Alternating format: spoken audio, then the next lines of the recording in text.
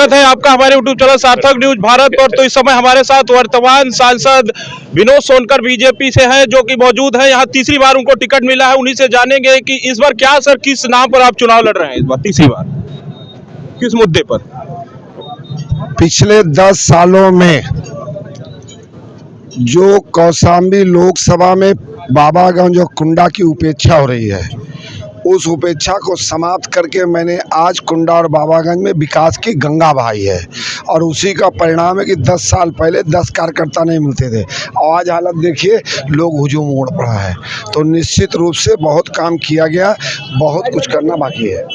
तो sir, ticket में जो सस्पेंस लग रहा था, एक समय ऐसा लग रहा था कि ये टिकट कौशाम्बी का राजा भैया के खाते में भी जा सकता है, लेकिन आप बहुमुखी प्रतिभा के धनी निकले के टिकट आपको तीसरी बार मिला है। और क्या ऐसे मुद्दे रहे हैं जो 10 साल में आप नहीं कर पाए हैं, इन 5 सालों में फिर करना चाहेंगे कौशाम्बी के लिए?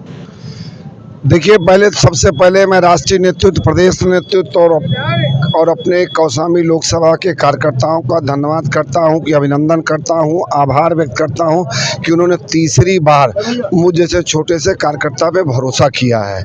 और रही बात मुद्दे की, मैंने 51 कामों के एक संकल्प लिया है, जिसमें अनेक काम है जो करना बाकी है, उसको किया जाएगा।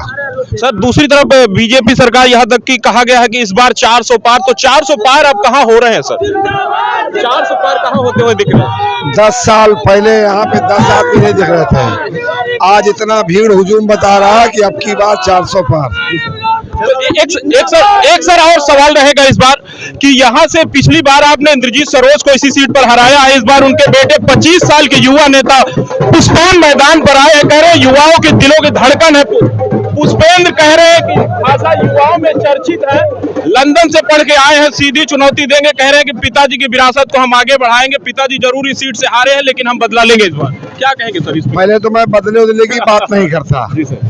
रही बात 25 साल के युवा, समाजवादी पार्टी में जो परंपरा है, पिता के बाद पुत्र, आदरणीय मुलायम सिंह के बाद अखिलेश जी और इंजीत के बाद पुष्पेंद्र जी, ये दुर्भाग्यपूर्ण है।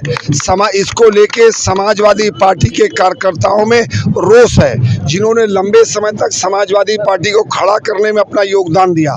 एक बहुजन समाज पार्टी का आया हुआ व्यक्ति आज उस पर कब्जा कर लिया है, जिसके कारण समाजवादी पार्टी के कार्यकर्ताओं में रोष है। और लोग एक दूसरे से सवाल कर रहे हैं, क्या समाजवादी पार्टी में कोई और कार्यकर्ता नहीं था?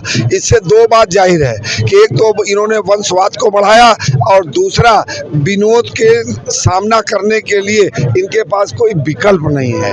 ठीक है। और रही बात जो युवा से लंदन से पढ़ के आए हैं, वो लंदन से पढ़ के आए सबसे ज्यादा अपने पिताजी को डांट रहा होगा। जब ड्राइंग रूम में बैठता होगा तो पिता से अपनी नाराजगी व्यक्त करता होगा कि मैं लंदन में रहा, तो मैं आया तो मैंने सोचा कि आपने 25 साल विधायक रहे, 11 विभाग के मिनिस्टर रहे, आपने कौशाम्बी लोकसभा को लंदन तो नहीं, कम से कम दिल्ली मुंबई तो बना दिए होते। वो दिल्ली मुंबई भी नहीं बना पाए। दिल्ली मुंबई छोड़ो, लखनऊ छोड़ो, बगल में प्रयागराज और फतेहपुर और चित्रकूट है, वैसा भी कौशाम्बी नहीं बना पाए। बेटा खुद ही कहता होगा कि मेरे पिता ने कोई काम नहीं किया। तो क्या सर, पिछली बार 38,000 वोटों से आप जीते हैं, क्या इस बार हार का जीत का अंतर बढ़ेगा कौशाम्बी में? तीसरी बार 3 लाख पार, 3 लाख पार का नारा दे रहे थे सर। एक वीडियो आपका वायरल हो रहा है जिसमें आपने ये बात कही है, ब्राह्मणों का लेकर वो एडिटेड है सर, एडिटेड है, राजनीति से प्रेरित मुद्दाहीन लोगों के लिए केवल मेरी छवि खराब करने का प्रयास है। तो ये थे हमारे साथ विनोद सोनकर, जो कि बीजेपी